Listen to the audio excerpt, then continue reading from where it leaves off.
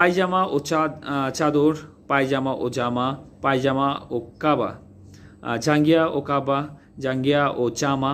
পরে সালাত আদায় করে, পরে সালাত আদায় করে। আবু হুরায়রা রাদিয়াল্লাহু আনহু বলেন যে আমার মনে হয় ওমর রাদিয়াল্লাহু আনহু জাঙ্গিয়া ও চাদরের কথাও বলছিল। কাবা অর্থ সাধারণত জামার উপরে যে ঢিলা জুব্বা পরা হয় তাকে কাবা বলা হয় আর কি। সহিহ বুখারী হাদিস নম্বর 359, আসিম ইবনু আলী রহমতুল্লাহ ইবনু ওমর রাদিয়াল্লাহু থেকে বর্ণিত, তিনি বলেন, এক ব্যক্তি রাসূল সাল্লাল্লাহু আলাইহি সাল্লামকে জিজ্ঞাসা করলো, ইহরামকারী কি পরিধান করবে?